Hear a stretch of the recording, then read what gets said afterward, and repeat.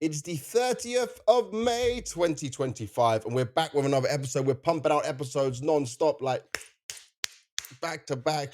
Devil Walk is just like, what the hell? I'm having to yap so much. You're gonna yap more than Hooksy this week. Well, it's not only about yapping. I mean, it's about doing some research. Good Making sure coach. that we can actually talk about the subjects that we have on the show. So, Wait a second, you've just um, destroyed this for all the viewers. This doesn't just sit in your mind. You actually need to read and prepare and research. Oh my god. well, not for everything, but Mhm. there's definitely like when you look at these like a little bit lower tier teams where which it doesn't Yeah, go the to teams we all of don't the big normally see. events. That's when you kind of have to step into the research part. Yeah. Oh yes, that's what does happen. But it is episode 14 we're on right now. Our Hooksy interview is out. Make sure you check that out. It was a hugely in-depth one. We finally, just literally before we filmed this episode, got the announcement from Blast for the major talent. Yes, everyone has been asking in Twitch chat, everyone's been commenting on the videos, will I be going to the major? I have known for a while, but Blast make us not say anything. So, shock. I'm going to the major. I won't be on stage. It's going to be Stunner on stage, American in America. Does make sense. But I will be Yep. doing desk hosting, which I'm not a big fan of desk hosting. I prefer to just do my interviewing, but I do get to do the interviews as well, especially when we get to the arena. So, back to what I love at the end. Either way, first major back in America since, what one was it? It was not Atlanta. Dude, I have no clue. Boston, Boston, Austin. Boston. That was it. I always get the two mixed up. You know what Boston was? Cloud9 won it. So if American major history continues to go crazy like that, then Complexity are winning the major, right? That's where we're going to start with this whole show today. Uh, I'm sorry, I shouldn't laugh at them. they they They're in a they they're in they're a rough they're spot. in a good spot. What? Complexity though. Well, Okay, we're last gonna go. tournament was No, Melbourne.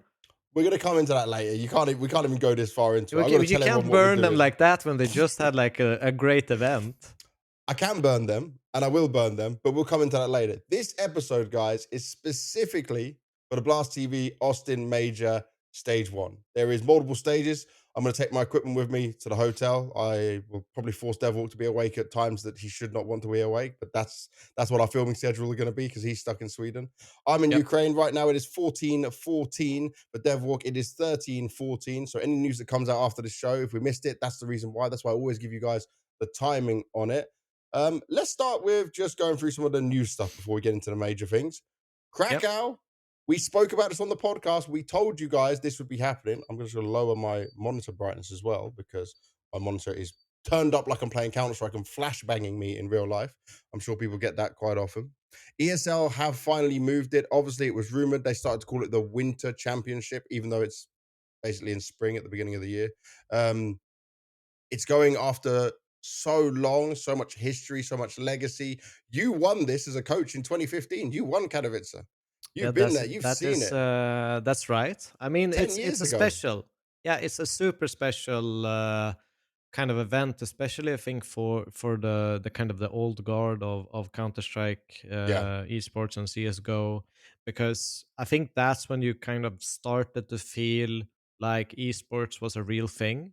Was when the Katowices came in, the Colognes came in, and we Yeah. started doing it in big arenas, and everyone was shocked that we're actually filling the places. Can I So ask you what it was like back in 2015 on that stage for you guys? Because obviously, I first went in 2018, I think. And that was my first one off the top of my memory. I wasn't a I'm talent, pretty just a fan. sure I'm pretty sure the 2015 one uh was it half the arena? Like they had like the I think they Oh, you were split like another game on the yeah, other side. I think we have split it. I might be misremembering. It might have been 2014 that was like that. But if my memory serves me right, I'm looking at HLTV photos. By the way, HLTV's legacy in photos and showing us all this is amazing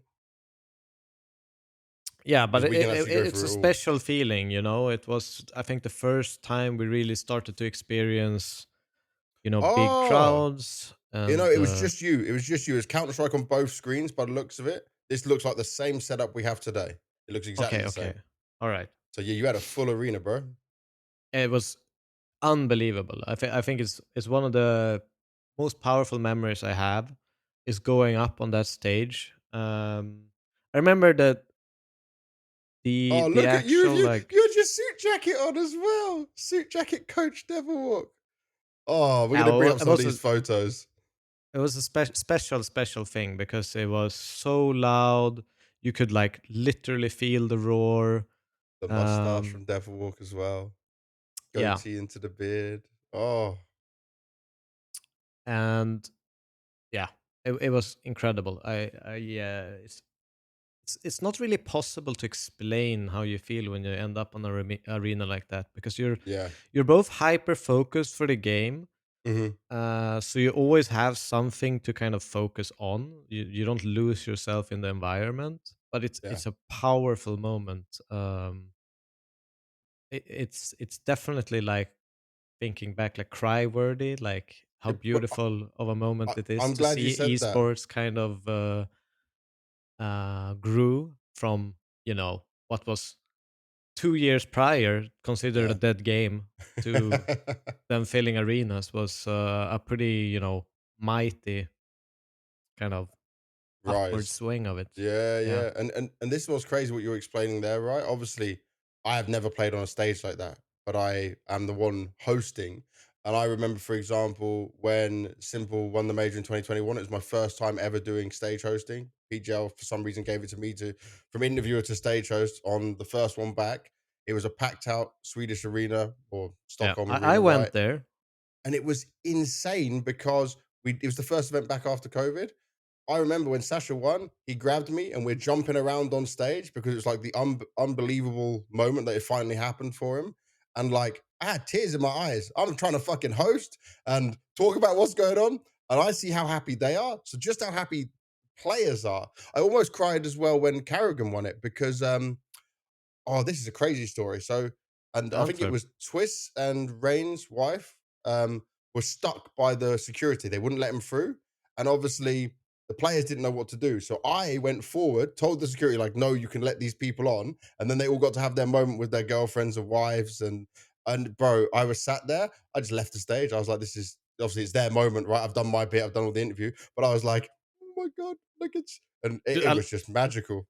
yeah, the Stockholm one was also crazy. I mean, wasn't there like the proposal happened then with the Boomage and Yep, I'm not doing well with proposals on stages. I'm just gonna say it again for everyone out there. If I am the stage host, maybe if I'm even working the event, don't ask the person you love to marry you, especially if I have anything to do with it, because it won't work out well for you. It is a bad decision. It is a bad you're a home idea. wrecker? Is that what you're saying? Yeah, basically, it is all my fault. We don't want to do that at all. Now, I will say it's obviously the history, the legacy is sad. I've seen many people complaining. Some people, by the way, even said about ESL, like, oh, they just want money. It's a business. We already spoke on this podcast, like why they're using less talent. They need to cut costs and save more money. Most likely, I don't know the details, but in a lot of cases, a city or a country will pay an organizer to have the event there for the benefit of having the event there, bringing fans in, tourism, selling hotels, all these things. It's a good thing for some of these cities. And also, if you don't remember, people might not remember who are new to the scene. 2017, this very arena, we had the PGL Krakow Major, a 360 stage. That arena is great.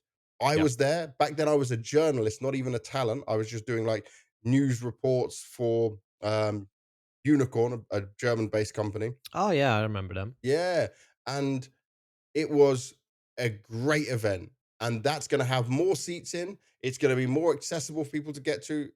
It's a more modern city as well. Like, it Yeah, is it I is a think win.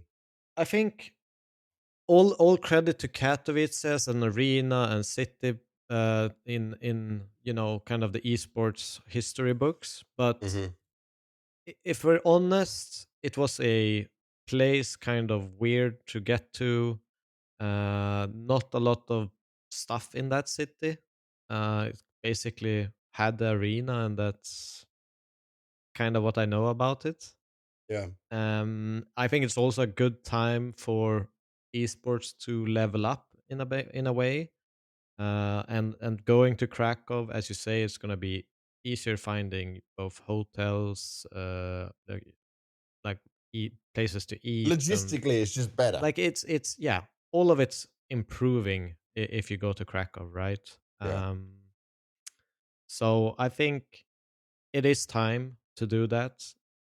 We've had a good run with Katowice, Huge and run. it will be missed. Yeah. Uh, but I think in some way also it's kind of good for the people that have won it. That now they Vitality cement got the last themselves. one. Yeah, Vitality got the last one. You've got one. Navi got a few. It's a lot of history. It's a lot of legacy. And I feel like every good thing has to come to an end and move on. Maybe eventually they'll move on from Clone. You never know. But this is what you can see ESL have done with the naming. ESL Winter Championship and Summer Championship, of how they've given themselves that they're not tied to a location, you know? yeah. And I don't think we ever should be. The thing that I always loved and what's beautiful about Counter Strike and PGL probably are the best. I think it's PGL and then Blast who are the best two. ESL a little bit less because they stick to their venues and places up until recently, is where we've gone to new locations. Blast took us to Singapore. PGL took us to Well, even Astana. Astana, yeah, Yeah, it like look was. at this. We're going to new places where we haven't been. There are Counter Strike fans there. Singapore was epic. Astana was brilliant. Like this is what I want to see for our game, for the But growth of the game and the it is that fans. is esports in a Hmm. nutshell is inclusivity, and that should be represented in how we actually, you know, put events out on the map as Yeah. well. It shouldn't be every event in Europe, every event like even in the early days of CS:GO, you had like the EMS Yes. Yeah. events and stuff, and every single event was in Cologne, Germany. I still to this day, like if there's one place I've visited the absolute most in my life, it's Cologne, Germany. You know, like there's no other place on earth that can compete with Because it it. was in the offices back then as well, right? Yeah, I yeah. used It to was and the you what did, was it did you used to Turtle do like Studios or yes, yeah, Turtle Entertainment Studios. yeah. It was so much, man. Well, I think we're overly positive about it. I know other people a bit sad from it. It is memories, it is history, but these things always change. It's the same, right? When a home team gets a new football stadium. Yeah. Sometimes it Yeah. can be I think it can be considered to the same thing of that. And this is not a negative in my eyes. But I don't want to focus too much on this. We're going to quickly go through the news. There's one other news item, Devwalk, that we have to do because I know you're so happy when you saw this. Just last night, Valve came out and said, we're releasing souvenir charms. Devwalk's most favorite item in the game. He loves charms, right, chat? No, I hate charms. I absolutely despise them. I think they're annoying. I pick up a weapon with a charm. I see a regular AK. I'd rather have that. All right. You're Well, like a default skin. you can But hate charms, but let me read this out to you so everyone understands, right? They've called this Capture the Moment. The Blast TV Austin Major is fast approaching. Activate your Austin 2025 viewer pass and set your pick'ems before the first matches start, and you'll be well on your way to upgrading your challenge coin and earning souvenir tokens. Speaking of which, I love how Valve write this, by the way. They're very creative. Souvenir highlight packages. Just like previous majors, you'll have the opportunity to claim a momentum from the match of your choice. But this time, if you choose a playoff match, you'll receive an all new souvenir highlight package available exclusively for playoff stage matches. Souvenir highlight packages contain a souvenir weapon with an attached charm that features, this is crazy, a video highlight from the playoff map you selected. Your weapon's description will include information about the highlights, and you can view the attached clip in your CS2 inventory in Steam or while spectating a teammate in match. We're excited for everyone to get their chance to pick up a playoff exclusive souvenir highlight package, but they will take some time to put together. So stay tuned. Souvenir highlight packages will be redeemable shortly after the major closes. They never give us a date and time. They are saying just be but careful on it. It's so epic. even though I have, maxed out the hatred towards charms, I actually think this is a cool idea. I love the fact that, Huh? you kind of immortalize highlights into the game instead of Wait. external Are you websites. okay? Are you ill? Ill. Yeah, you sick? No, but I'm this hearing makes positive sense. charm talk. But it makes sense. I think it's a cool idea. I think it's a really, really Okay. cool idea. It makes from having zero use charms to actually having some value in it. Yeah. Because I think in that sense, I don't know how it will be used. Maybe you could like inspect someone's AK and then look at the Hmm. highlight or something. I don't know the application of it, but it would be kind of cool. Like, oh, he has the donk, yeah, as we see on the picture, donk double kill Yeah, yeah, highlight yeah. versus vitality. Um, Dude, I think imagine if you that's a get like a cool idea. donk 1v4 ace for the round highlight as your souvenir It's like you charm. get that Mm. like the latest like Gympat 1v5 versus vitality. Yeah. Like that's Yeah. cool. That's That's cool as epic. hell. Yeah, I think souvenir skins now are going to go up when you have this. I'll also say this doesn't benefit me as a talent, but I would love if this highlight also includes the commentary. Because for the Oh commentators yes, to I be think immortalized that's in the yeah. game, they deserve it. They are the voices that deliver these epic moments for us. Please, like Valve, if you can do that. I Yeah, still want don't just talent voice lines for pop us. us into a loading screen into a demo and then just like No, it it bugs can't out the be. entire game and we're viewing it from that perspective. I'm imagining how it will be is like it's taken from the in-game if you watch CS:GO, right? So CS2, you watch in and you can watch live in the browser. I guess you'll see it like that, not from the broadcast perspective, But but I think the it'll broadcast you should can do have audio. It can have audio. yeah. Yeah. They have So that technology in Dota, I think. exactly. So it is possible. And I'm just saying, we are already at this major, moving a step closer to talent lines being in. Then we can go to other talent. But for now, put our commentators in. I'm happy. This is fucking brilliant. Yeah, I think it's a great thing. I think yeah, I'm excited to actually look at it and see how it actually is applied. Yeah. Um, and it's gonna be yeah, a huge kind of like collector's item where people start Hmm. collecting the highlights. Oh, I have these highlights, trading highlights, all of that stuff. Well, this is another thing, right? No one should be under any false pretense here. Valve are looking to make money because remember, you can buy additional souvenir packages, and people are going to want to get the Donks and the Zywus and their favorite players, right? And so everyone is going to be buying so many of these souvenir packages. Valve are going to make more bank from this as well. So let's just be clear. It's a great business decision from them at the same time, Yeah. as always. They are smart cookies over in the Valve offices. You can't hate on this, man. No one can hate on this. This No, I is I think love it. it's good. Even you couldn't It's hate on only it. good. It's a charm. No, this is I perfect. mean I hate charms, but I mean for me it just adds something to the charms. I'm not getting any normal charms. I'm getting only souvenir charms. Let me be That's clear fine. about that. That's fine. I expect to see every skin of yours like that. Then that's what I'm expecting. That is what I demand from you now going forward. All Yeah, right, let's yeah, get we'll into see. it though. It is the Blast TV Austin Major 2025 Stage 1, the first major of the year. We're going to Austin, Texas, Austin 316. Can I get a hell yeah? I don't know. Do you have any, any wrestling references there? You not No, much of I have wrestling? not No, it's watched a long much of time. wrestling. Okay. Well, it's a Stone Cold Steve Austin reference, but I'm so happy that we're going to Austin. It's going to be epic.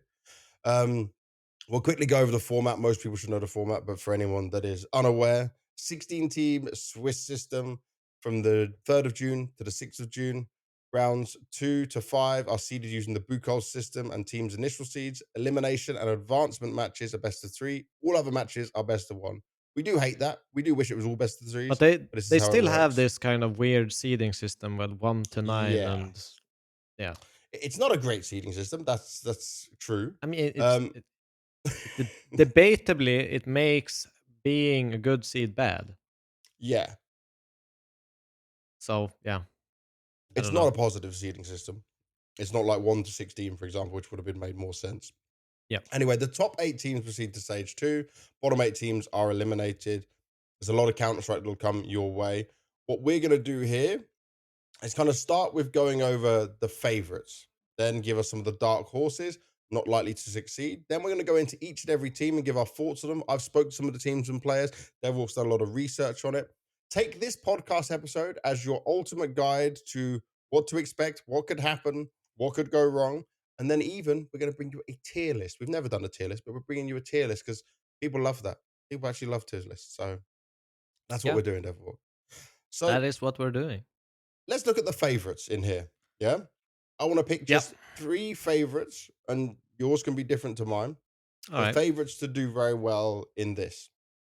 And that for me is heroic, bait, and complexity. I think that's fair. I think uh, I mean I essentially agree. Heroic, complexity, bait, they're good picks. I also want to kind of like throw in maybe an OG there. I think they can be like a little bit unexpected, especially in this stage one. Some people have them going Um, 3-0, by the way. yeah, so I think they could be strong. I did obviously last night. I sat for a couple of hours, kind of researched all the teams to see, Hmm. where they're at, and some of the I'd say presumption when I did the pick'ems that I had for some of these teams were definitely wrong. Yeah. Um, and Metasport.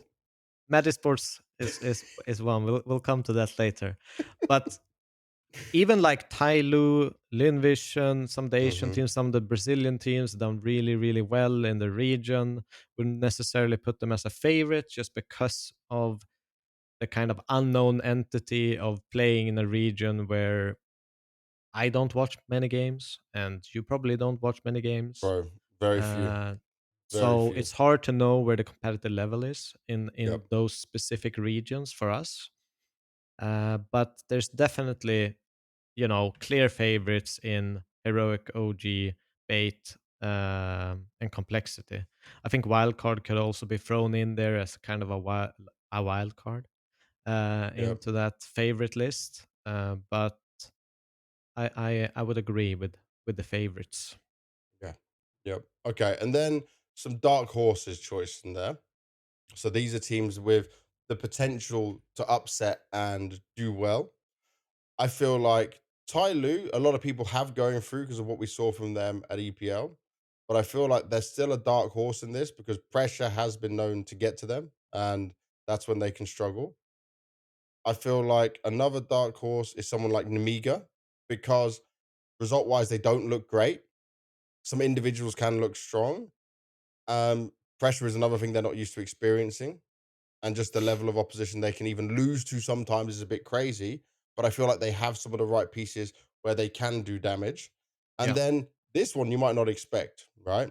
Because they were probably going to be like a 0-3 for me, is NRG. And the only reason I'm saying NRG is just because they are American. Yeah.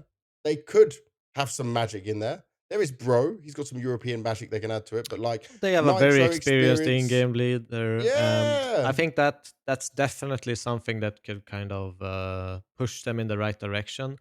Hmm. I think also if you look at from that angle, you could potentially also put Fluxo in a dark horse space, just because of Yeah. Art being in the team. He has a lot of young, hungry guys with them, Okay. and I think if I remember the ratings correctly, I think they had 4 players over 115 rating, which Yep. is pretty insane, no matter what region you're in. Hmm. Just to have like 4 consistent players at that kind of level. Yeah. So there are definitely, it's a wild stage, by the way. It's kind Oh of yes. wild. There's a lot of things that could go right or wrong, especially with the format as we mentioned. It's the book call system, but some teams are going to be super proficient in the best of one series. Like they're just Hmm. going to be really good, be able to get a map they're good on, and be able to veto out a lot of their weaknesses from the start. Yep. Um, because some of these teams don't have a map pool at all. Uh, but That's a big they're problem. probably gonna be really, really good in the best of ones. But once they get to that best of threes, it's all depending on how the start goes. If they go 2 up Yeah. and have like 3 chances to make it through in a best of three, they could make it. But if Yep. they're going into the bracket in a 2-2 sense, it's gonna be really difficult for them. And then coming on to our what did I call this? Not likely category. And not likely to succeed. This is a harsh one because I'm gonna just throw your boys Metasport in there. I'm I sorry agree from the on very that. start. Oh, okay, okay. I We've agree on that. definitely. It looks rough for these guys right now. They've Yeah. lost a lot of like the star power. There's some individuals in there, some names you'll know: Hampus, Plopsky, Isaac, right? But I feel like they just they're so far away from the meta sport that people remember doing well, and they've dropped down so much that it's very worrying for them coming into the major. Um, Yeah, my I next mean, I one, agree. okay, They've that's been good. struggling on form recently a lot. They don't Yep. really have a deep map pool. They are just. It's not like when we get to the negatives. I think I Hmm. wrote the most negatives out of any team on Metasports compared to Yeah, all teams.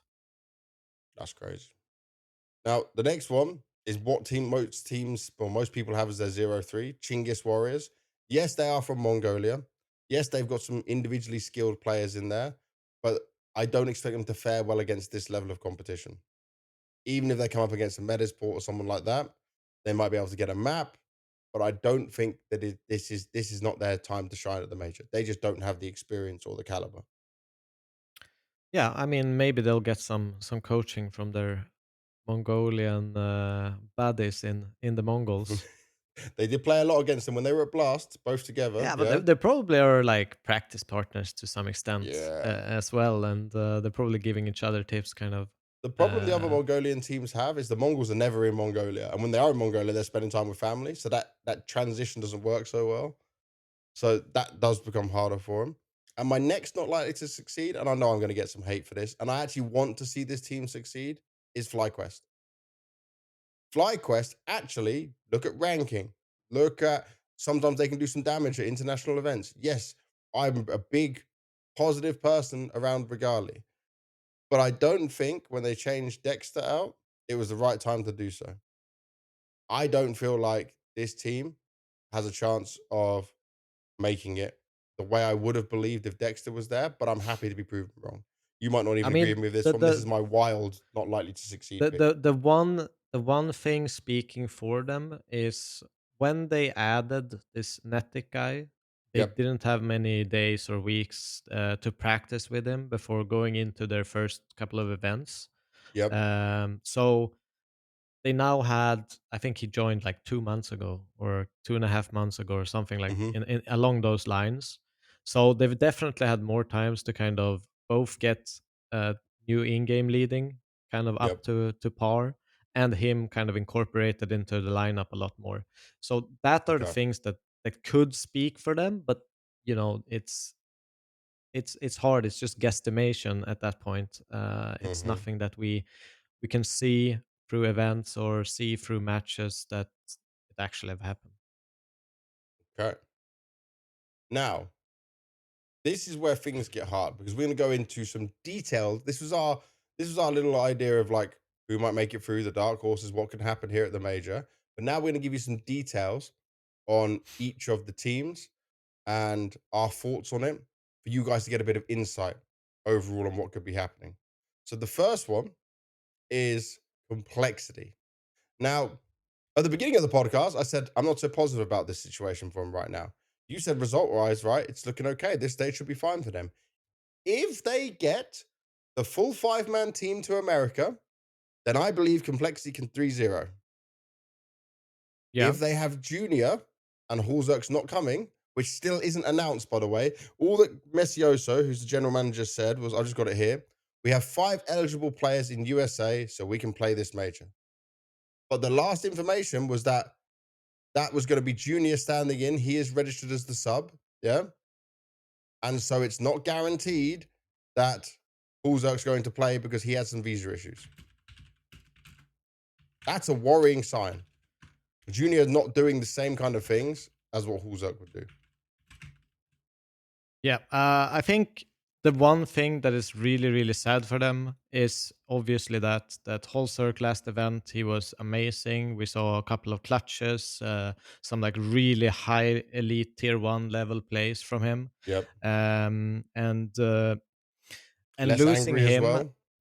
yeah, less angry. He had that mouse pad from PGL. He probably wanted to travel with as well. Took everywhere with him. I love that, by the way. Yeah.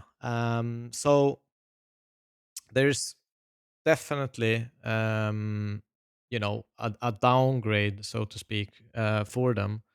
Hmm. But at the same time, they did very well at Melbourne. They did get a top 4 placing. No, wait. Yes, I am on the right team. Top 4 placing at Melbourne. They have Train as their first pick, which which is can kind be of kind of, it's a double-edged nice. sword because Okay. a lot of the teams are going to have that as a first veto. People who don't feel like they're ready to take on The a new map. especially at this Um, level as well. A lot of yeah, Instaban, at, I'm at guessing. this level, I think it's a good Ah, thing I if you didn't go think about into that. the best of threes against good teams. I think it can be really really nice to Very have. nice. That's what they've been able to have Um, success with, you know? but going into like a best of one stage, it's very unlikely Mhm. they're ever going to be able to play it. Yep. Even in the best of three scenarios to qualify, would be unlikely for them to play it, depending on which teams they're obviously up against Yeah. and what their veto is. But a lot of the team, the majority of teams have Train as their auto veto. Mhm. But they do have, two very, very solid maps in Train and Anubis, which are, Yep. you know, one of the win conditions for them. They posted a 78.3% win rate in the last 3 months. It's one of the highest out of any teams in this stage.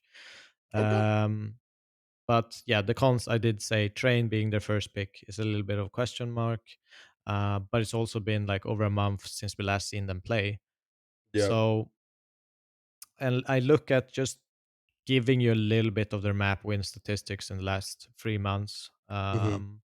Train 90%, Anubis 85.7, Nuke 80%, Ancient 66.7, Inferno 50, and Dust 2 33.3. But Okay. the one thing is obviously they're, even if they're in they're not really an NA region team, right? They're playing tier one oppositions a lot of the times. Yep. They're obviously doing some qualifiers and stuff through the NA. But in general, they have a lot of reps against good teams in EU, and having a 78.3 win rate with being at this like kind of tier one and a half, tier two events. Yeah. Uh, that's really impressive. So it's cementing that they are one of the favorites going into this stage.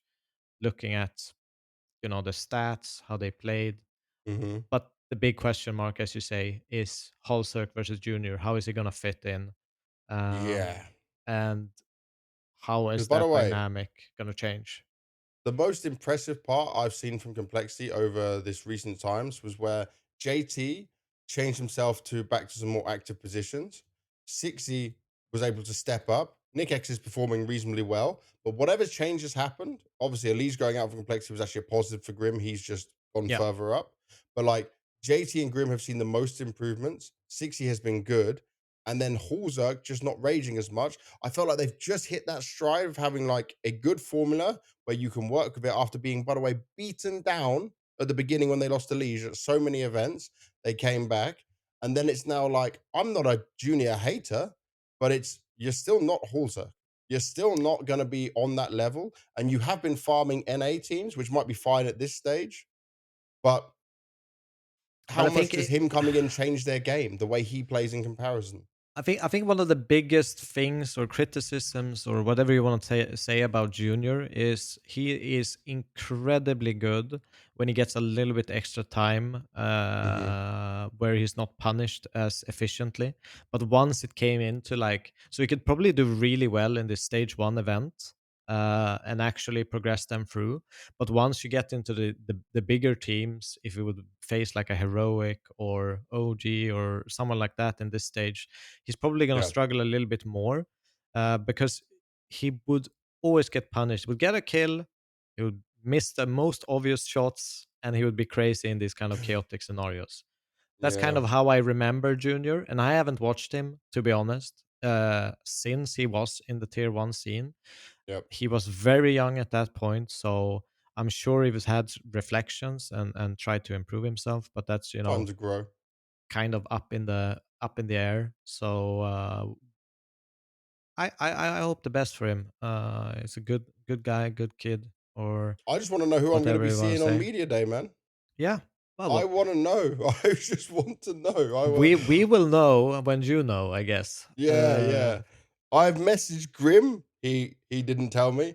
I've messaged some other people. I'm trying to find out what's going on. I think this is like a really tightly kept secret because they're trying to every last thing they can do to get him into the country. I don't know. Maybe they're trying to even smuggle him in. You know, borders are pretty lax in America. They're just gonna take him to Mexico and drive him across the border and see if they can smuggle him in. By the way, that's not an idea or advice at all. That would be a terrible thing to do. Don't do that. Don't break international laws. But I'm just saying it is a major. Anything's possible. Yeah. All right, next team. Let's get ourselves onto Legacy because Legacy are in a weird spot, man. Legacy didn't know they were going to be at the major. They took Bestia's place. Is that the team? Is that the name? I'm Bestia, so yeah. bad with this team. Yeah, Bestia. So they took Bestia's place. I kept calling him Besita before, by the way. Sorry, guys. They took Bestia's place. There's a lot of drama around this. I know Lux and Nissim pretty well. Dumao has been a player that everyone was very hyped about. He hasn't been able to kind of live up to the levels of what was expected of him. I think it's good that he's now on a team where Lux was a second caller in pain. Lux is a big voice. Um, they had, I guess, a little run and a little bit of a chance when they were playing back at Dallas. Getting a map from 3D Max is, I guess, respectable. Getting dominated by Vitality is expected, you know, but they were a competitive team. And I think at this point they should have known they were going to the major as well, right? Yep. So So this is a situation now for Legacy where your opening game is against Linvision. You have nothing to lose because you didn't expect to be there, and you even got stickers in the game. yeah, I think one of the things when I looked at them was they looked super solid in the Brazilian teams. They have a Hmm. strong map pool both for best of one and best of three. Okay. Because they have like four kind of strong maps. They have Mirage on 78%, Inferno on 75%, Nuke on Hmm. 71, and Ancient on 71. So if you have four maps that are kind of strong, you're gonna be set for either um like yeah, best of one or best of three. You're probably gonna get two good maps for a best of three, and definitely get a good map for best of one. So um, they also have a lot of strong players. Where like they have like one guy on one rating, the rest are like full green, doing really consistently well. So they have a lot of potential for like star players. Yep. With obviously they have Dumao, Latto, which we know from Godsend days, with the Brazilian taco lineup there. Yep. And now they've grown up a little bit more. They were super young back then. Demal's Um, also a big gym guy. He loves his food. Every event we go to when I'm with Demal, he's asked me for recommendations of food. He knows I love my yep, food. I'm sending to different places I've been ordering stuff from. He also he's a player. So some people were saying that maybe like all the drama around them would mentally affect this team. I can't speak about the rest of them, but Demal is not phased by any of this. Demal plays CS, does what he does, and he's just happy. I've never seen yeah. this guy like out of his form. But also, if you look at it, like they're going into an event they shouldn't have been at. They Yep. replaced a team. They don't have any pressure on them. So I think that when we talk even about the Hooksy episode where Hooksy was referencing good pressure versus bad pressure, I think these Yep. guys just come in with only good pressure. They can't really disappoint anyone. So I think that is an advantage for them. They're also very, Mhm. young team, hungry team, but they have like kind of young players with experience with Duma and Lato who can kind of share that with them. So there are actually a lot of like strong points going for Legacy. They do Mhm. have some reps against EU teams as well. They won against NRG and Wildcard just recently, which is something that's going in their favor. Going into games against them, they have that Yep. mental kind of advantage. So yeah, there's a lot of positives for Legacy actually, and they And were from competitive against Vitality on Dust 2, for example, recently. yeah, that was at least like a positive line in there that you didn't get completely run over. You lost 2-0, but it was what 13-11. Yeah, and they also played a Yeah. 2-1 map, lost 3D 2-1 Max. against 3D Max, which was like overtime win and 13-11 for win for 3D Max. So they were Mhm. definitely close to gripping that in the IM Dallas as well. So it's not all, It's not doom bad. for Legacy. Yeah. From Legacy, we'll go to Namiga. Now, Namiga is such a anomaly for me. I already touched on this of like the potential dark horse because, first of all, Zwei is someone everyone's been positive about. When he first came on, everyone from the CIS region was saying this player can be pretty good. He has shown potential, but it's the rest of the team I'm still not sure about. I'll say they do have two of the best player names in here. Zwei, you could be like, this is the Zwei, rather than this is the way. And then they've got Risky Bob. Risky Bob. What Risky a Bob is a name. great name for an entry fragger. Oh god. That I Imagine absolutely that love. running up banana, getting killed by Risky Bob, popping for a smoke. I'd be tilted just seeing the name, just knowing I died to Risky Bob. Like, damn it. How did he get me of all people? Well, can you be mad if he makes like a really stupid play? Well, he did warn me with his name. Yep. He is I should Risky have known Bob. the Risky Bob play was coming. Yeah. Now, it's so strange with this team for me because there was a time, like I said, I was hearing good things. We were hyped about them, but they have been struggling. Like, there's Yeah. not much positivity from this team coming into the major. And admittedly, they've even been playing just a few days ago. They played against Sinners and lost 2-0. Yeah. One was both were over crazy overtime games. So it's not like they got completely bombed out. But if they're on boot camp, if they're still playing tournaments, they're not in a great spot right now. And then they're going to come to America. Yeah, I think the biggest thing about Namiga is inconsistent. They are extremely inconsistent. Inconsistent. They're one of the weaker teams in terms of win rate as Mhm. well. They play They a have lot though. three really weak maps, and then they have three really good maps. But is that good enough? I think they're probably gonna struggle in both stages to some degree. I think it's very dependent on the other teams because if we just look at the format really quickly for the Mhm. best of ones, it's you know Team A, which is the higher seed, they will ban two Yep. maps. Well, no, actually, the higher seed will choose. So the most people will probably pick Team B. Maybe depends on the scenario, but in a Mhm. scenario with Namiga, Team A will ban two maps, Team B will ban three maps, Team A will ban one map, Team B picks a side for the remaining map. Mhm. With So B is Namiga actually a having, better. yeah, I think so. Mhm. But I think against like an Amiga, for example, just choosing the last map could be key because they have three strong maps and they have three really weak ones. Yep. So just kind of deciding which one is the last one out of the two could be potential, good. But most people are probably going to ban their Dust 2, Train, and Inferno, which are all on around 70% win rate. And then they're Yeah. left with their fourth best map, Anubis, for 46%. So they are not suited for this format. They're No. inconsistent. They have an inexperienced squad. There's not a lot actually going for them when looking at the kind of numbers and research. I Mhm. think the one thing you can say is, if they can get that kind of good pressure in, they can kind of exceed expectations, going on momentum. They probably play a little bit random, which could be an advantage, especially in this kind of major stages where people get, if they play very aggressive and random, that maybe in a gimmicky way they could make it through. But not a lot of things are speaking for Nemiga to make it. Yeah, it's not looking great for them. We won't touch too much more on them because it kind of paints the picture already, I think. Yep. Next up, going over to our first time of seeing this North American side have their chance at the major. NRG is back. It's been a long time since NRG have been at a major. Right? If you think of the organization time side of things.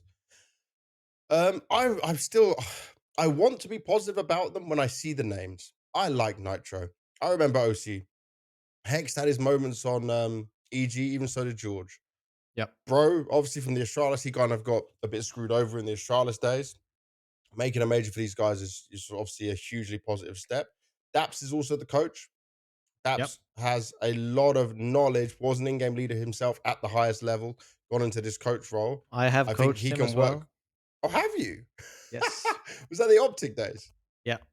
What do you think of Daps then? Go on, give me some info on the Devil Walk opinion of Daps. I love Dabs, man. I think me and You're Dabs, so we nice. had a lot of fun. We Yeah? shared room together. We spoke Counter Strike. I think He's got quite a dry sense of humor. Yeah? yeah, and I love that. Yeah, yeah, that's perfect for you. So I really really like Dabs. I think he's a smart guy as well. I think he's capable of building structure, and Mhm, in I think it's great having him as a coach there. But I think he's good for the vibes as well. It's not only mhm. tactical. I think he has both People bits. wouldn't think that of him, by the way. People would look at him and hear his interviews and talk to him and think, "God, this guy is not the vibes guy." But from what you're saying, I think this can work, and he's with a lot of Yeah. North Americans as well. That's gonna help him at the same time. The problem I have with this team is I'm ignoring their Dallas results. I'm not looking at Dallas because they played Falcons and Aurora. I don't expect much from them. But, like, they couldn't I beat think Legacy in Thunderpick, for example. They're winning against North American opposition, but they're not gonna face so much North American opposition here. I'm so no. confused of what we're gonna see from them, of, like, they need to perform better than they've ever shown from what we can look at. So I wrote the pros for them is they are consistent in NA. They're posting a 69% win rate in the last 3 months. They have Mhm. a really experienced in-game leader in Yep. Nitro. They also have Daps as the coach, right? A lot of experience coming through there. They do have some experienced players as well. With OC, Bro, played in Australis for a bit. So and Hex, as you said, and George from the EG. EG does, yeah. And Hex is So a yeller. He's a land lover, yeah, and loudmouth. they do have a decent map pool. They should be proficient both in best of ones and best of threes. But the one thing is, once they hit kind of an extra level of competition, it looks Mhm. like they get completely stomped. Yeah. So that's kind of But this what competition isn't exactly an extra level of competition. It's a bit harder no. than what they normally face in North So America, for sure. there is things going for them. They could definitely be in that kind of dark horse place where you put them, Yep. where they could make it through And because home soil, no home jet lag. soil. But is that good or bad pressure? I don't know, but we'll see. But I don't think everyone is expecting them to make it through. But Yeah. I definitely think they have a great chance just because of all of that experience and Mhm. that they've been consistent against similar opponents. We also saw them almost beating NIP in that Fragadelphia, I think it was, Mhm. where they probably could have won the event if they beat NIP, which they lost in overtime to them on the last map, if I Yeah. remember correctly. So there Also, I is, think there's a big problem for him here is that they faced Tyloo first game. They're not used to facing this kind of team. Yeah. I think just looking at the veto, you can correct me if you're wrong because you're much better at this than I am. Dust 2 is the best map for NRG, but that's yep. the permaban from Tyloo. Both of them like Anubis, but Tyloo, we saw them play a lot of Anubis against good teams at EPL that time. If they handshake on that, there's no way in hell NRG are winning the best of one. There's just they're in problems Yeah, I mean the if best that's bet where is they probably handshake. Inferno and Train, if they could get to that. But I If still think, yeah, it's a lot of ifs. But hmm we're definitely not selling NRG as a 3-0 or 3-1 team. I think if they're gonna make it, they're gonna make it with a little bit of bumps on the road. yep.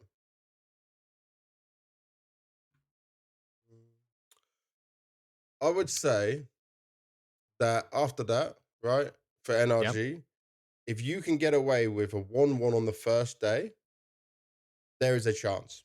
Yeah.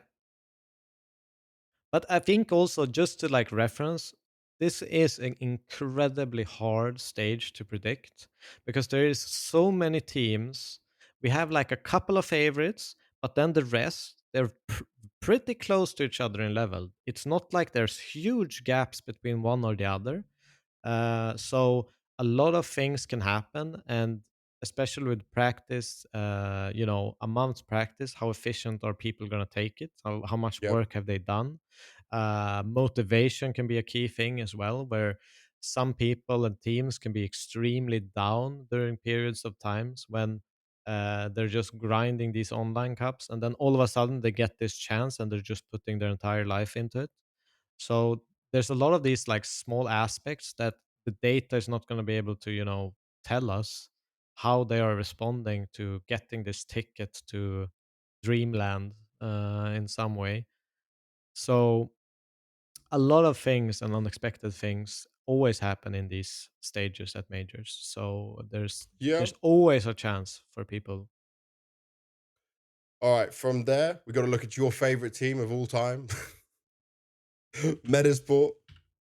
So I obviously wasn't so positive about Metasport when we did our pickings all that time ago. And you've now done some more research that I believe has made you think slightly differently. I feel like this team has got the problem of losing Nilo, struggling to adapt, losing obviously ZTR all that time ago, Susp as well, and then the building after that has not come together correctly. And it is Yeah. tough with all these online matches for sure. But like there are games and there are teams I see them facing and they still are not beating them or not looking as competitive. It's a very confusing situation to find yourself in. And especially like Isaac, Plopsky, Hampus, like maybe they've got too many of these more experienced players and not enough of the young skilled talent to help them fire things out of this, you know? Yeah. I think the one thing going for them, I think, is the best of one thing. But the only thing is that they don't really have a home map. They pick very different maps all the time. So that could be like hard to prep for teams. So that's like an advantage they have. But Mhm. overall, they are 52.8% win rate. I think it's the lowest in the entire tournament going into it. They have a weak map pool, I would say. They're not really good. They're like consistently inconsistent across the board. So it's they don't have a home map. Like even though they pick maybe nuke like 30% of the time, they keep picking other maps, and they're probably doing that based on an opponent trying to counter pick rather than having that kind of a fortress as a map to always win, which I think in general is probably the better idea. Uh, Yep. so it's it's looking like Metasports is one of the absolute weakest teams in this stage, and there's not a lot to you know argue. The only thing you can argue is obviously they have Hampus, Plopsky, and Isaac, who've all played on a very high level in Counter Strike. And I think this is also a team where motivation and all that stuff hopefully have kicked in, and they can kind of return to that form as individuals and players and do the best work they've ever done. Mhm. Because, even in Sweden, they're not even considered one of the top teams, or they're considered one of the top teams for sure, but they're not consistently, the top team. Um, they're in that pool of like three teams that is fighting for being the best. Yeah. So yeah, it's a weird team to research. They can pick up big wins against big teams, but they can also lose against anyone. Would you So put them as a potential 0-3 now, if I you're would being honest? probably put them as a potential 0-3 now. Oof. Um, Ooh, that's a big change. That's a big change. yeah, i- their performances is what's telling me that, but Yeah. I also know they do have a lot of good individual players. So I hope, in a weird way, that this has just been, they don't give a fuck about anything but this tournament, and they're grinding it out and going into it. Everything from the memes of saving strats and grinding their way out, finding new ways to play, and doing a lot of hard prep. and putting in a lot of work to kind of turn this around. But Hmm. yeah, it's hard to make that case for them. It's crazy how much like there was a rise of Metasport. They lost their players. They went to big organizations, and the fall off has now been a struggle to pick back up on. But got to give a fair evaluation of them. From Sweden, we're going to China. It's Tyloo time, and I'm very hyped about this team. I've got some Chinese commentator friends that I actually hit up to get the extra information on here to see how things are going. And they said that, like, right now, Tyloo's the best team in China. That's without a doubt. Yeah. They won this ex-SE Pro League in Chengdu, beat Rare Yep. Atom.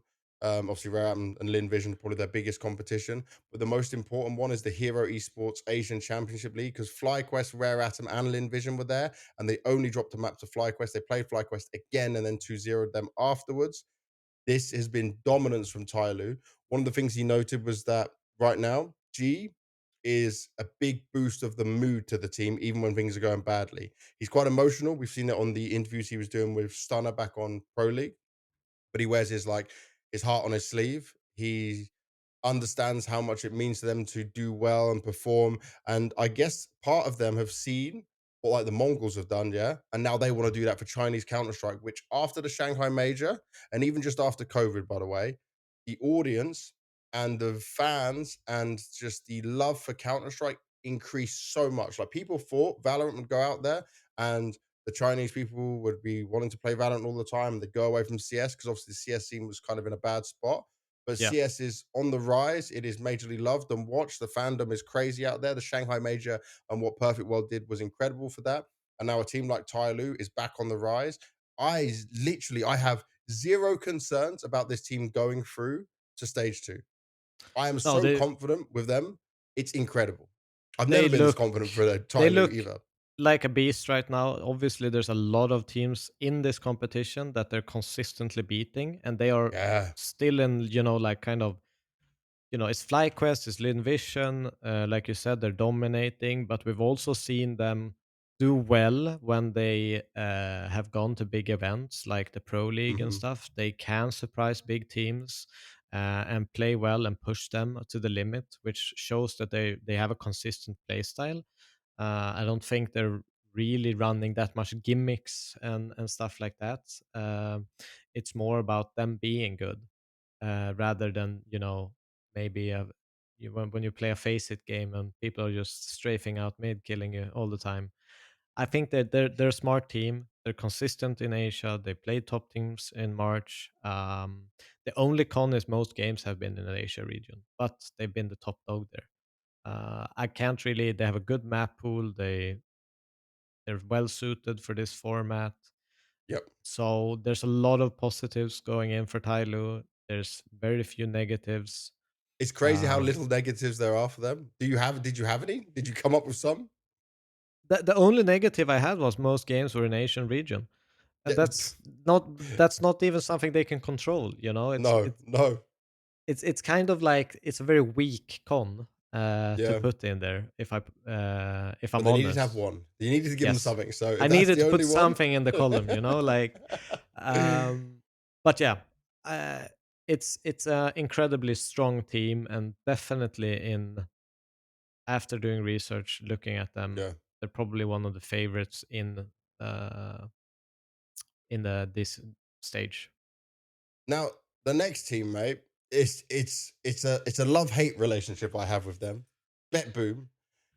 Because the start of the year at Blast Bounty, they qualified for playoffs. Okay, they played online at the beginning. Then two players couldn't get visas, so they played with stand-ins. So you couldn't really take what happened there afterwards as a big fault. But I thought, you've got Boomich, major winner. You've got Axar, incredibly dominant individual player.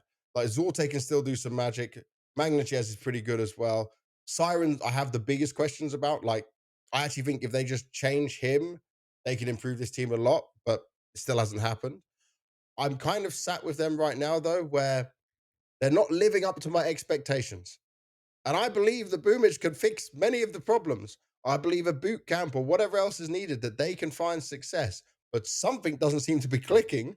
And I'm a little bit nervous for them. I think they should go through. but I don't have huge confidence. I'm not like I was on Tai Lu about these guys. It's completely different. So if we actually look at them, they have a 64% win rate last 3 months. Hmm. They have two very strong maps in Train and Anubis. They're pretty decent on all maps, like hovering around 50-55% in that regard Yep. on most maps. And as you mentioned, they have an experienced in-game leader and experienced majority of players. Most of them has been around, and even if they've been, up and comers, they've played lands and big tournaments, etc. Uh, but they have a poor map pool for best of ones. I think all of their good maps are just going to be gone straight away. So they're going to be in that kind of a coin flip mark of 50% mappers for the best Hmm. of one. And So it's they very have mixed then. incredibly poor recent form. In the last six best of threes, they've only Okay. managed to win one. That's rough. And there's a lot of red when you look down their profile. Yeah, and I mean, it's the same argument. Like they've probably been a little bit demotivated being in that, coming from being, considered a lot of these players to be, big up and comers, top players Hmm. in top tier teams, to being at this level where they have to play European cups, where everyone's playing random. It's hard to know what the hell is going on. I've been there. It's absolutely the toughest, because you're playing like 20 to 50 different teams all the time. But yeah, they do have everyone being experienced going for them, and hopefully this will give them a boost to kind of regain themselves into it. But Yeah. they're on the lower side of win rate in the last 3 months in the group. But the thing is, they're obviously playing in the EU region, stronger region, so win rate is It's harder. still acceptable. You know, Are you worried that they've got an Amiga first game and they obviously played in the qualifier for the major as well? I know I it was think it was months everyone who ago. gets an Amiga should be a little bit worried because they're so inconsistent. I think it Hmm. depends. Like when I looked at their maps, they could have like 13-5 wins, and the next map they play the same map, like lost 13-2. So it's like uh, they're very back and forth. So it depends on what mode they wake up in, I guess. Yeah. I How don't how know they really feel how on the to day. explain it. Yeah. Yeah, yeah, yeah. And it's also like one of these games where, since they're both from like East European region, Hmm. it's kind of a derby match where there's probably a lot of more pride going into it, which I tend should favor the lesser team, which would be in Nemiga in this case, where Betboom they probably do not, to any extent, want to even make this game close. That will make them a little bit nervous, I think. Yeah. And pressure's probably more on BetBoom Yeah, hundred and percent. just the name of the players and what they've got right. And also we need to talk about this. Axel, when are you coming back to play in CS? When you come, like I know he struggled to adapt to CS2, but I need Axel that was what, fourth But in the it's world for like I 2022. feel like they have to change the game for Axel to come back to his best, because he was a fucking turret, man. He was so Yeah. good at standing still and playing positionally well and Hmm. peaking at the right timing. It's not the same game. You can't even play like that. It's impossible. They literally nerfed him to the ground. Valve said, you know what, Axel? Fuck This your like pet. Axel, this is not fair. We're just gonna make this game specifically to screw you. It is But it over is for kind you. of like that. Everything about this game Hmm. literally makes him worse. Oh no. Well, we've seen it. That definitely has been seen. So there's a slight But problem. still a very capable player, even with all these Yes, that's what I nerfs. mean. So just like activate 10% more, and that could be the difference maker. The major, that has to be where you are the difference maker. They need their oh, it's so rough for them. All right, we've got to keep going for these teams. We still got one, two, three, four, five, six, seven, eight, nine more teams to go. Yeah. So we're just approaching soon the halfway mark. So let's get on to Fluxo. We're going over to Brazil. And Tacitus, by the way, used to be a Furia coach at one point. Art obviously was on Furia. Zevi was someone people were very positive about. The interesting one for me here was Kai. He had a chance where he came up from Fury Academy onto the main team, and he was god awful. Like he did not have a chance to adjust. But whatever Art's doing with him, he's playing so much better. But I Like, think also to be a little bit of the devil's advocate for Kai, I don't think he got mhm, a lot of time to kind of jump into that role. It wasn't like, oh, you're especially tier joining, one. and get he basically joined and just wasn't it like emergency stand-in Yeah, first, and yeah. just got thrown into the mix, and all of a sudden you're playing the best teams in the world. You have no idea, so many new different things to handle. So I'm sure he's Well, taken, a little bit time to slowly approach that mark instead of. But what I actually like about this team, though, right, is that Art is getting the most out of some players that people were not super hyping or talking about. Zevi's certainly a name people were positive about, but on other players, like Art is getting more out of them than what is expected, I would say. Like the performance is better than, and people think this team's going to go 0-3. You think with Art's style of calling that this team won't win one best of one at least? You're I think crazy. this is a You're potential crazy. like dark horse of this stage because Yeah. they are super consistent in the Brazilian South American scene. They have like 74.4% win rate, really high win rate on their home map Nuke, which is a Hmm. great map to have a home map as because it takes a lot of theory to be good at it. So uh, if you get to pick that in like a best of three, you're most certainly gonna win it. Most of the case, if it is your home map. So super well suited for best of threes, and they have the experienced leader of Art. They have like they have a really good map pool. Their Okay. worst map is Dust 2 with a 65% win rate. But they really are just playing against South American competition, yeah? Yes, so They don't even that's face the American negative competition. is they don't have any Mhm. that many reps against like any European squads. They Yeah. have a lot of inexperienced players, young players that are like up and coming in the Brazilian scene. Mhm. So there is those are the kind of cons, but if you actually just look at the stats and things, they're looking like purely if we ignored regions, they would look like one of the strongest teams in the actual stage. Okay. Well, I think they can cause a bit of an upset. I don't expect them to qualify, but I am excited to see what they can do and get this is a good experience for them. This is a good run for them. It's nice to see Art back. I can't wait to talk to him again. It's been so long. Um, I was there just before he got removed from the team and I knew what was going on and what he was going Yeah. for. Now, Super nice guy. we're going to go on to the next team, OG. Now, this Yes. OG, bro, what they have been through is crazy.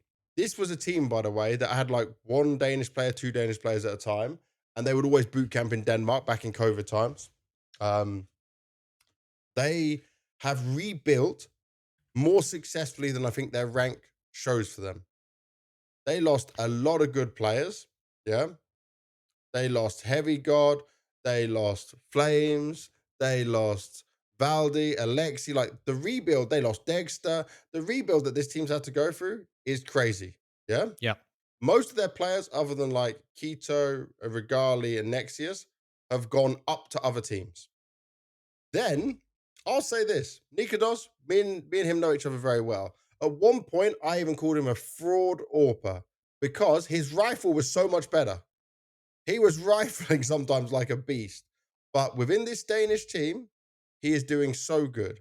Buzz has Yeah. found form again. Fiku actually looks better than he's ever looked. And I don't know much about Chrism. I've only spoke to him twice. But all I hear from other people is that like he's a really good in-game leader. He's super solid. He's got a good understanding of the game. He works well with his teammates. Like the positivity I hear, and this team, by the way, is ranked 40th on the HLTV ranking, 38th on Valve ranking. Yeah. And Yeah. this is a team that I think are going to do well. And I'm surprised to be saying it. But like, you can look at their results, you can see some problems, but they're beating some teams that they should be doing well against. Yeah. And they're struggling against other teams similar to this stage of the major. But they've been grinding. They've been on boot camp. Have you seen the content they've been pumping out as well? No, I haven't actually, but I definitely like agree with you. I think they're looking like one of the strongest, you know, teams in the actual stage. They have a 72.2% win rate in the last 3 months, and they're competing Hmm. in the EU. Like we looked at Betboom at 62, 64, Yeah. and that's respectable, but 72% win rate and only competing in EU. They have a super strong trio of map pool, Nuke, Anubis, Ancient, so they're well suited for like best of ones and best Hmm. of threes. They are in good form. They went 3-0 in the qualifiers Yep. to qualify for this. The only negative I could really find on them is they are inconsistent on Mirage and Dust 2. So that could be potential punish picks for other teams, but Hmm. they're, other teams are not going to get those maps in best of ones, only Yep. in best of threes, right? Yeah.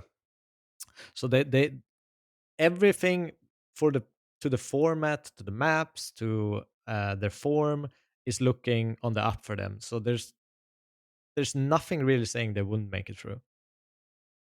Well, let's see what happens. I'm excited to see what they can do. It's a team that I think will surprise some people for sure, who maybe not been looking at their game.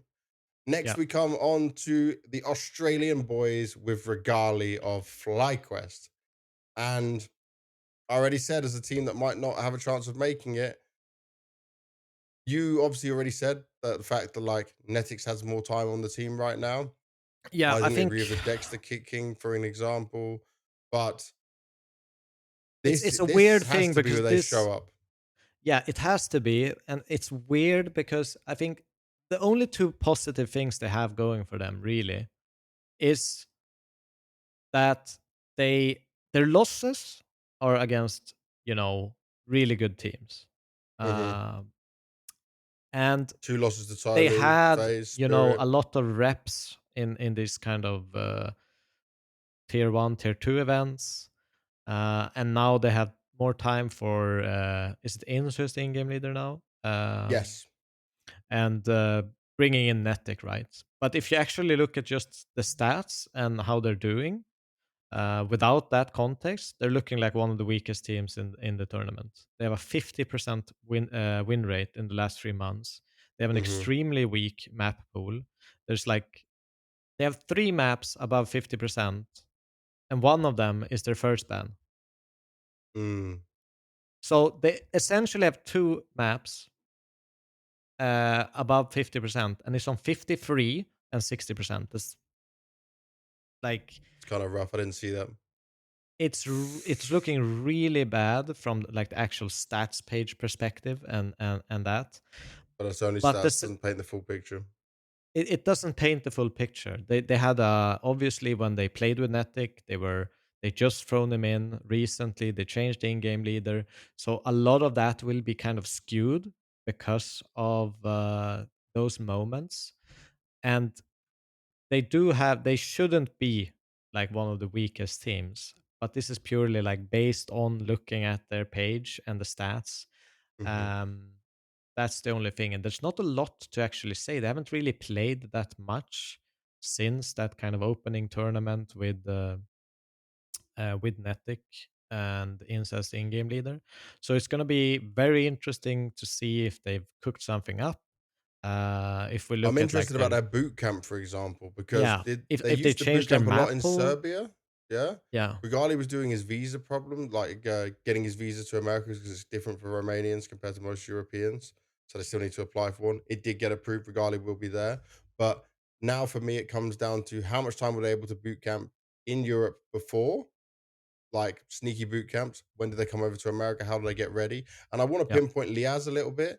Liaz at one point was such a phenomenal player, and I need to see him be able to just deliver a bit more towards that level if I want to see them succeed again. Because we're looking at Regali as the star Orpo, right? Vexite has had some incredible moments. Netic is supposed to perform better now. In's now taking over leadership. He's going to dip down anyway. But Liaz, I want to see a higher level of output because I know what he could do. yeah. I know what he can do, should I say. But the only thing is like they don't have that many maps against like weaker opponents, so to speak. So So it's hard to judge it. So it's hard Yeah. to judge their consistency because obviously against better teams they are inconsistent. They're not consistently winning against them. I think it's one of the They're teams we're just gonna learn about. We'll learn when we see A go through lot all of is this stuff. unknown because if Yeah. they are keeping like the same map pool as an example as they have right now, I think they're going to Mhm. struggle. I think they kind of have two maps they need to veto out in every scenario because their nuke is 0 and 5. So it's not looking good for them in that regard. So I hope that there's been some shifts and they've actually, kind of either added or removed some maps to make it fit them a little bit better with the new player. Um, so a lot of unknowns for FlyQuest in my book, and it's a lot is gonna be how did they prep for this tournament, what did they change, and what their approach is. Yeah. Now going on to who a lot of people put as their 0-3 is the Mongolian side of Chinggis Warriors. For these guys, I feel like individually they can be sharp. It's still quite an unknown team. Their practice is gonna be very limited, like, they're not playing in Europe, for example, right? They can struggle sometimes against the Asian teams they go up against. Yep, Um, Tyloo's not a team they beat. They went obviously to the Mesa Nomadic Masters, which was in Mongolia, that Heroic ended up winning. yep. They beat Saw, which is a They fair did get win. top four in that tournament. Yeah, but they only beat Saw and Eruption. I think Eruption's another Mongolian side. Yes, it is. And then you lose to Bait, Heroic, and you can't stand up against this level of teams. Both of them are in the same stage as them. So I think it's understandable why people don't expect much of them. How much do you have to say about them? Because I'm this is a team I don't have great knowledge on. No, I think I mean we kind of like look at Betboom with the 64%, and here they have 65% win rate, and most of their games are in the Asian region. It doesn't tend to be uh a great sign. I still put it as a pro because it's a good win rate. And but they should have a strong enough map pool for a best of one scenario where they can kind of get into a decent map for them. The one thing is like they seem to have two out of ethos depending on opponents, I which guess it could be smart in some way. so they have I'm Dust trying to 2 give them and something. Mirage as kind of where they mix up which one, but they mostly veto Dust 2 and the Mirage is on 16.7% win rate. Ooh. Ooh, and that's So a Mirage, and you'd expect. Ugh, yeah, so yeah. I don't know if they're kind of experimenting having a 7 map pool squad, but I don't think that's necessarily what's going to push you through. No. That's something that's a great tool to have in playoffs, etc., to be able to shift the map and kind of Mhm. trick your opponent into what you want to prep and surprise them with.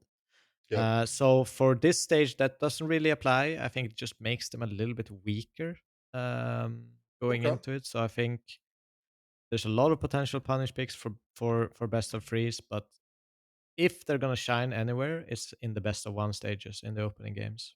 Yeah. That's what they're gonna need to rely on.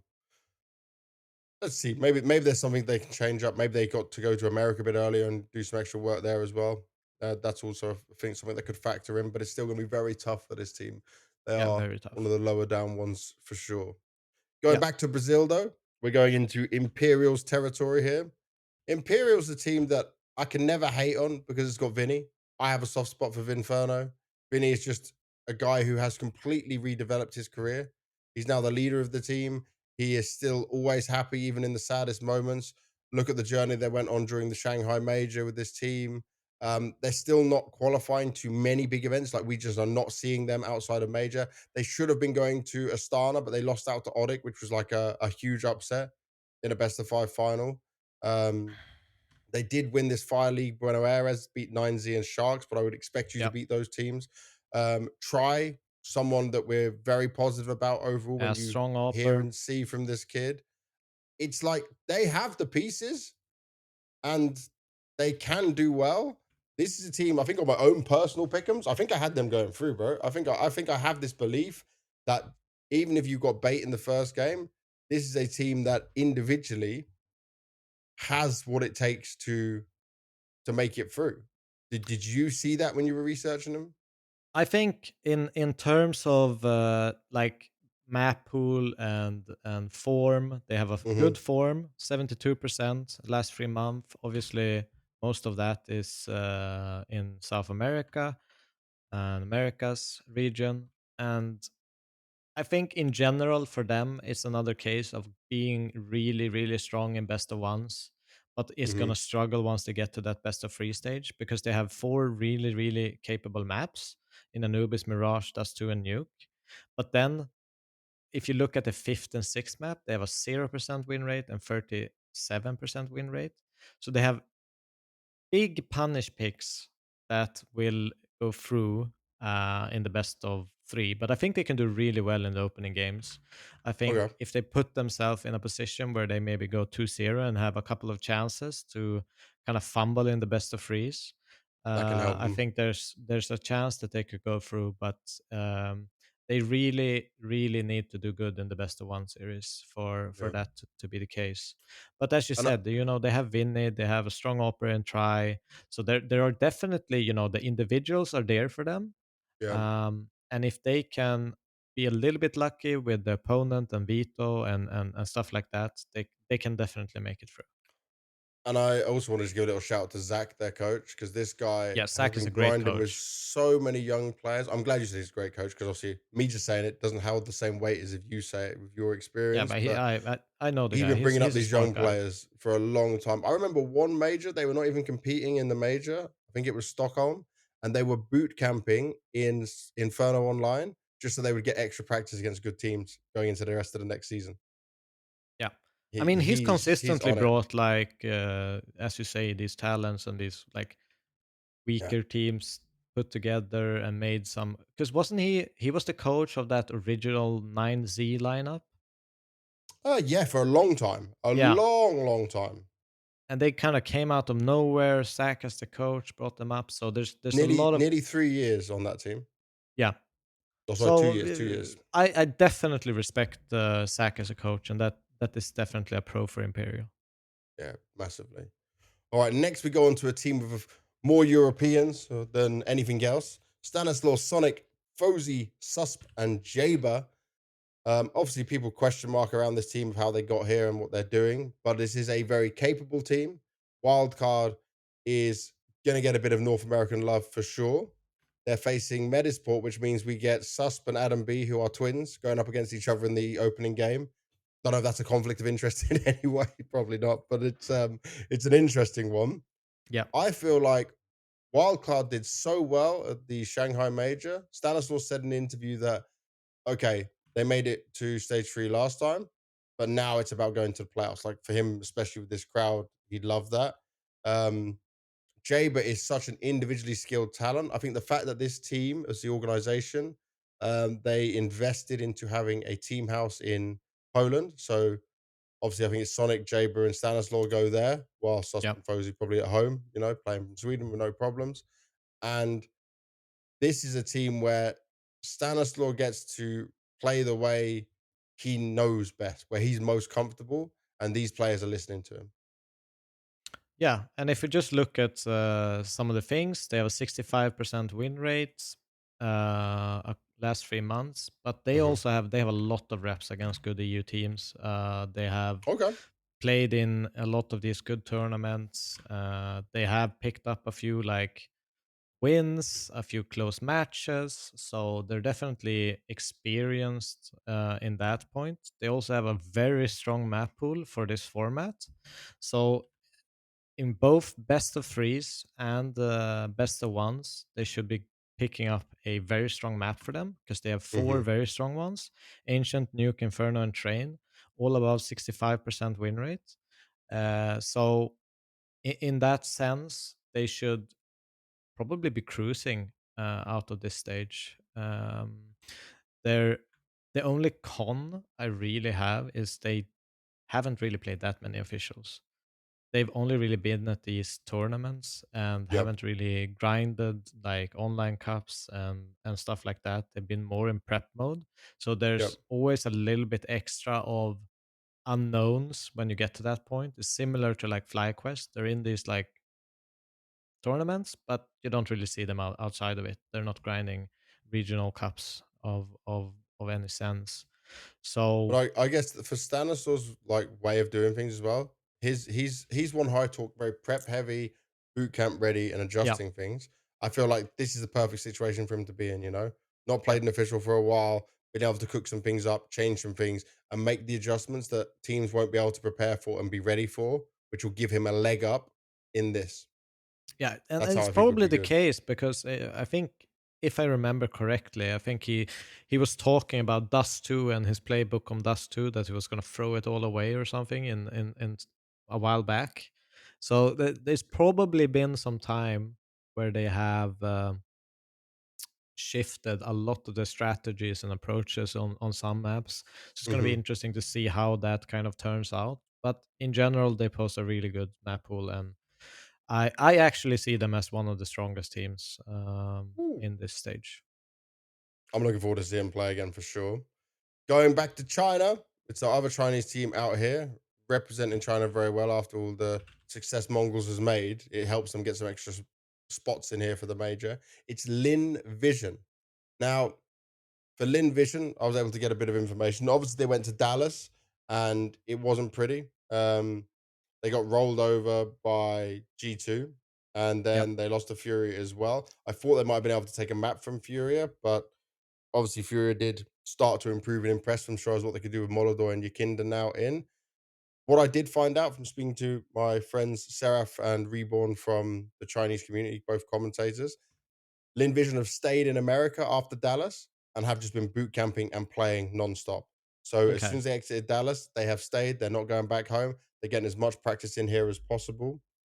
One of the strengths here for Lin Vision right now, he wrote that they are in a position where the coach is really dictating a lot of things and pushing them to do this extra grind, putting the importance on obviously the major. And it seems like all the players are obviously behind it, but also believing in it. And Yeah. Gum's also someone who can do good English interviews as well, which is great. Um, so we get a good amount of insight from this team overall. They they still are not the best team in China. They're not the best team in Asia by far. Dallas was obviously a good chance for them to test themselves. That probably would have helped them learn some things. But I will say that I don't see them in a position to go through unless this boot camp was hugely amazing for them. Okay. It's going to I take I a will lot. I agree with you, but what if we actually look at some of the things that are on their like pages and how they've Hmm. done? They actually have a 78% win rate in the last 3 months, which is actually quite impressive, no Hmm. matter what region you're in.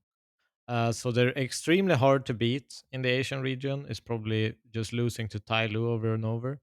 Um, and they kind of have three kind of star players, so to speak, three high performers that can kind of have that X factor and push them through, right? They have a really good map pool for best of three, so they should be able to get a really strong map, and they're pretty average and above average on most of them. Should be able to veto out um, their weaknesses.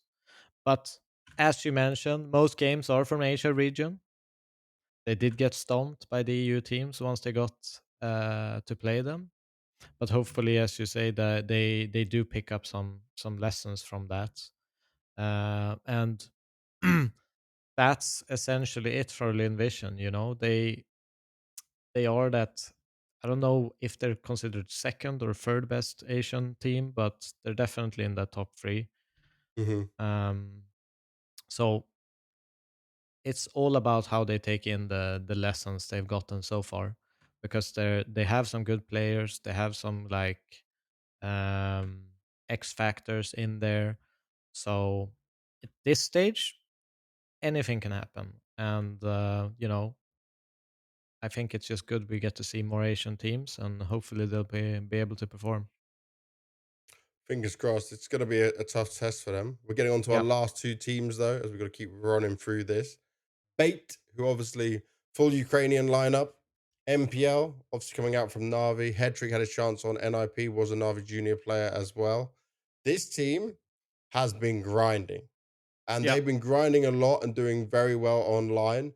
Kenzazor is a player I met 2 years ago. I can't remember the tweet. I made a tweet about it, and he told me back when he was on.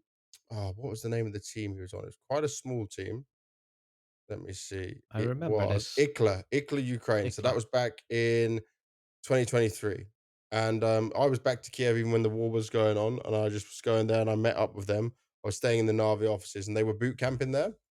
And I was watching this kid play, and he is sharp. He is individually very good.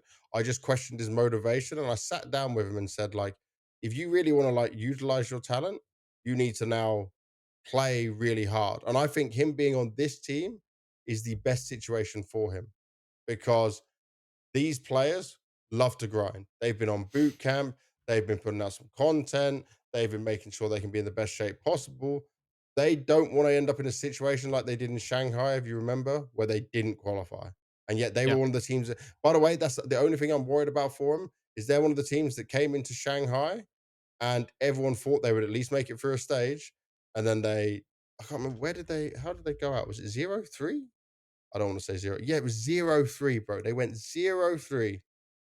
They lost to Spirit, which obviously is a tough one, then Aurora, then Astralis. And that was yeah. Astralis, by the way, without device.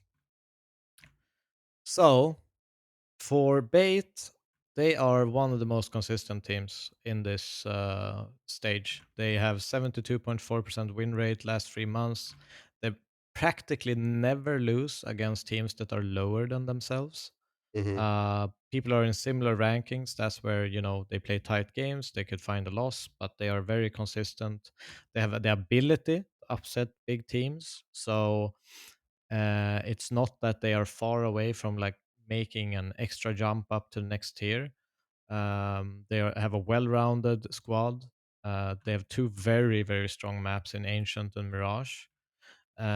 They're strong in best of threes, so they're always going to get one of the good maps and get a decent map for them to kind of grind out the victory. Hmm. The one con I actually have for them is in the best of one scenarios, they could find themselves in a little bit of trouble because they only have two really strong maps.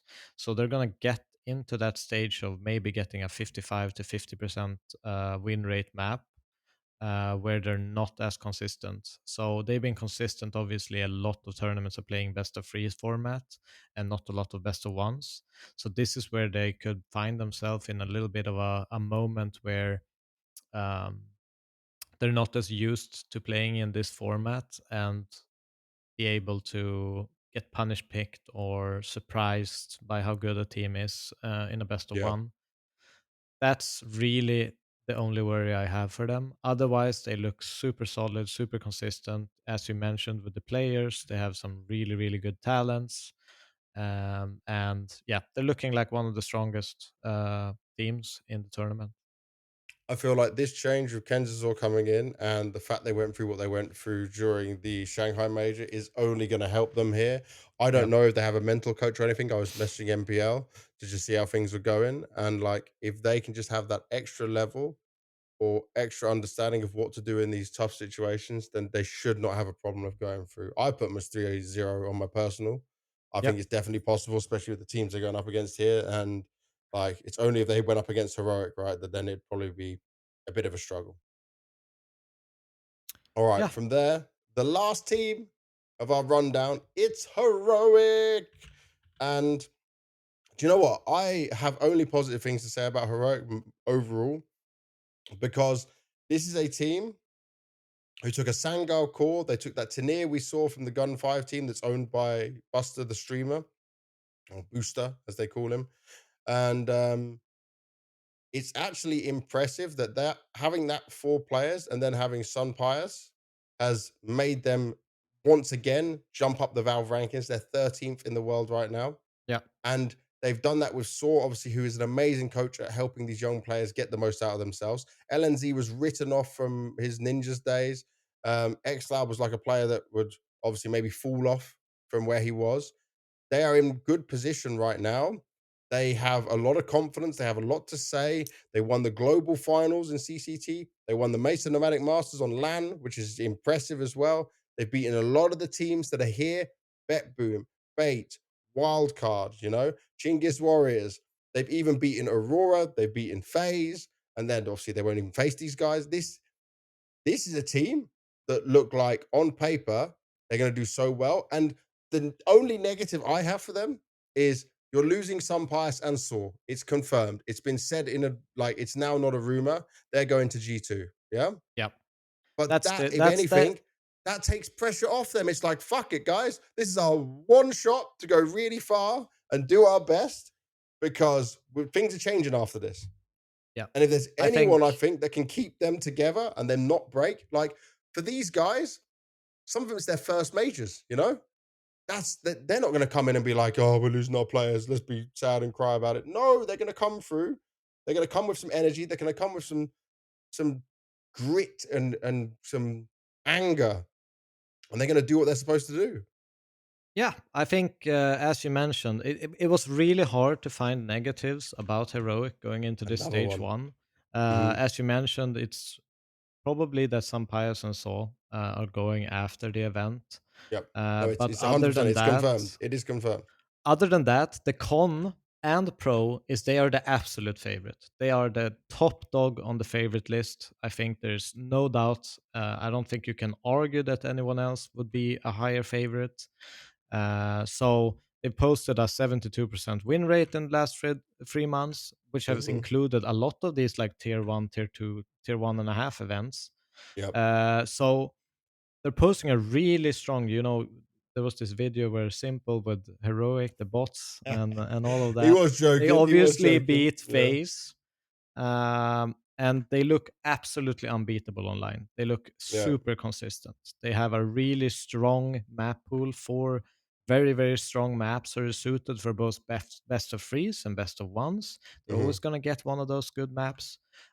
They have So as a coach, and I actually didn't even write any negatives down because I didn't even Woo! think They about made it. They made it. this Sampayas and Saw thing.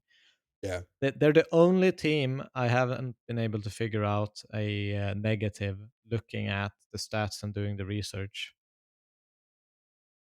It's So it's I so yeah, impressive. they will make it through. I am That's it. They will make 100% it sure. through. I agree. If they didn't, I'll be so shocked. I'll be completely lost. I couldn't imagine it. But I yeah, think the only heroic thing, looking. if we think about right now, is that the Mhm. expectation that everyone has of them going through is the only thing that could break their Can play a mental. factor. Yeah, Yeah, yeah, yeah. But this is an organization and a team that has money, has all the support stuff, has what they need to get through that stuff. I'm not yeah, worried for them. I'm not worried for them. So yeah, heroic's in a good spot. All right. So from here, Devilwalk, we've given everyone our thoughts on the teams. We've given a rundown of everything. We've given our opinions on favorites, dark horses, not likely to succeed. We're gonna do yeah, now before we get into predictions, because again, I'm now soon I'm flying tomorrow to Austin, so I have a lot I still need to do. We're doing our tier list. So I'm gonna share my screen with you. We've never done a tier list, but we're doing a tier list. S tier, heroic. heroic. Oh, mind blown, huge I don't surprise. think we need to expand on that. I think they're No, we kind of just just did it. yeah. Bait. A, S I or A? I think they are S tier for this stage. We have to Hell also yeah. remember for the viewers, we're not talking about S tier compared to the rest of the world. It's No, this is in just this the stage one. specific stage. Yep. Okay. Now, Namiga. I would put them in either the C tier or what the fuck, but I'll put them in C for now. C. Yeah, I'm with you. Chinggis is going in what the fuck? Yeah. Because we don't know what the fuck's going to happen with him. I think FlyQuest Wild is card. kind of Oh, in that FlyQuest. boat Yeah, as sorry. well because I wouldn't put Yep. them in C tier as a team, but I think there's Okay. a lot of unknowns, and considering how few games they've played Yep. and how low the win rate is, there's a lot of question marks that Mm-hmm. needs to be answered to be able to put them in a tier. But they should on paper and the events they're going to be one of the stronger teams, but the stats and the research tells another story. Yep. Now, wild card. I'm feeling like an A. A tier for sure. Yeah. Bet They Boom. are yeah, Now, Bet Boom. so the problem here is Bet Boom off name value, I would love to put in A tier. Based on what we've I seen, I B think they're a tier. B tier. Oh, yeah. Complexity, Complexity. I think a stronger A tier than Wildcard, if that Okay, makes so we'll put them sense. above. Yeah, we'll put them ahead of Wildcard. Yeah. I'm with that. NRG. NRG. I wouldn't even put them in C tier. I'd probably put them in B tier. I think Ooh. there's Ooh. still some things Okay, we that can edit towards the end. yeah. Tai Lu, Now, I think A tier. oh yeah, let's go. Let's go. Lin Lin Vision, Vision. C tier. Yep. OG is A tier. Good. Imperial. Imperial, B tier maybe. Yeah. B tier ahead of NRG. Fluxo, I'm leaning C or B, but I'm thinking C or what the fuck because Art is a what the fuck type player. yeah, that is very true. We could add We him can. to the what the fuck and kind of experiment where we're going with him. All right, let's see. I think Metasports has to be in the low point of C tier. You know, I don't think there's a Okay. lot of what the fuck Yep. aspects to it. Legacy, this one could be interesting. They're hovering around that. Put them in the top of C tier though. Okay. So this is where we're sat right now. The only one Yeah. I'm not sure about here is when you look at this, yeah, I'd want to put NRG like here now, personally. But I then the mean NA that makes buff could come sense. in. But the NA buff That could makes come in. sense. So I the think in lowest the point and a of B tier, high the C highest tier. point of C tier is fine. Yeah. And then I almost think because like OG we've been very positive about. Yeah. Yeah. They You can want to stay bump top. They them can stay up? bottom eight. No, I'm not gonna bump them up. I can't bump them up across this. I'd maybe change I'll this put them in around. second place maybe even. Yeah. Okay. Yeah. Okay. I'll probably I think That this looks looks pretty pretty good. good. Yeah. Yeah, that looks pretty good. All right. Well, there we have it. There is our first ever tier list done. Ta-da for stage one. We'll Very bring you another quick. one for stage two as well. Yeah, it has to be quick because B as always, push for time. Podcast Yep. mode doesn't really work in that sense. All right, next we got to get ourselves doing the other magic in here. And this is the coming on to the last point. It's our predictions for the best of ones. So we can quickly go that for the opening matches. And we can actually play simulator. Let me actually go back to recording. I'm going to play simulator and I'll share my screen with you again, Devil, All right. All right. because we can do simulator of our games the whole way through and we'll just see what we do. So let's try and do this kind of quickly. All right, heroic, complexity OG. This wasn't it's a tough one, but I actually think OG. Cool. Bait Imperial. Bait. Bait. Namiga Bet Boom. I'll say Bet Boom, but I'm not sure. Cool. Tyloo. Tyloo. I think Legacy or I think Lin Vision? Legacy. Okay. I think Wildcard Wildcard, and FlyQuest, Fluxo. I think this one is up in the air. I kind of want to give it to Fluxo, but I Okay. don't know. I'm just going with you on this. So these are our Okay, predictions for Heroic the first again. matches. Heroic again, yep. Bait again. Bait. I'd say OG. OG. I'd Oh, say, ooh, it's a this best one of is tough. one. It's a best of one. Where are you leaning? I was leaning towards Tyloo, but Let's I pick Tyloo just then. all right. Complexity, I think Metasport, complexity. NRG, Lin Vision. I'll say NRG. Really? Yeah, Okay. Namiga or FlyQuest? I Namiga. think FlyQuest actually. Really? Okay. Chinggis Imperial, Imperial. Yeah, Okay. So three O's. Heroic Bait, Heroic. It's best Heroic. of three. Tyloo OG. OG probably. Okay. Fluxo Legacy. Ooh, This one is Legacy. so random. Yeah, Legacy. we can take Legacy. Complexity over FlyQuest. Yeah, Bait NRG. BB Team NRG. I'd probably pick TV. Betboom here. Yeah. Wildcard Imperial. Wildcard? Wildcard. Chinggis Metasport. Metasport? Yeah, probably. It's the best of three. Linvision Namiga. I'll take Nemiga. Okay. Bait Wildcard. Bait. Ooh, I'll say bait. Tyloo Legacy. Tyloo. Tyloo. Complexity. Complexity. Bet Boom. Complexity. Namiga Here, Fluxo. I'll probably pick Flaxo in a best of three. Okay. Metasport FlyQuest. FlyQuest. FlyQuest. Imperial NRG. Wow, this one is tough actually. I personally would go Imperial. And then let's take him. Last matchups. Wildcard Wildcard, FlyQuest. Bet Boom. probably And then Betboom. Legacy Legacy. Imperial. Legacy. I'll take Legacy. Ooh. I would pick Imperial, but I'll let him have Legacy here. All right. There's our simulator. There's all our predictions done. Imagine if it works this way. It probably never will because there's always some craziness to happen. But we also pick some random ones in there as well, Devil. Yeah. Oh my god. I love the fact we can just simulate it like that. Thank you very much, Mr. HLTV, for making that possible. It is appreciated. So that was a speed run of our Predictions. Well, we yeah. already spoke so much about them all anyway. So I guess the only thing to say is strap yourselves in and get ready for the major. You excited? I'm excited. I've been looking forward to this since we started our podcast. Essentially, Yeah. I've just wanted the major to begin and be able to see like Vitality and all of these teams going up in the next stages. And obviously, there's always a new kind of team coming out when you see majors. We've seen it time and time again. It's Yeah. always shocking results. There's always something unexpected happening. So there's a lot of storylines, and yeah, just looking forward to it.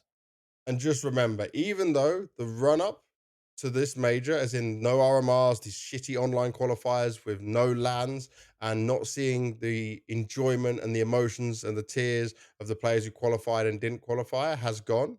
This is now where it begins for us. This is where we Yeah, get those feelings again. This is what Counter Strike and the majors are about, being the most important event in the world to the players. This is what they've worked their whole lives, whole careers for, and this is what it all boils down to.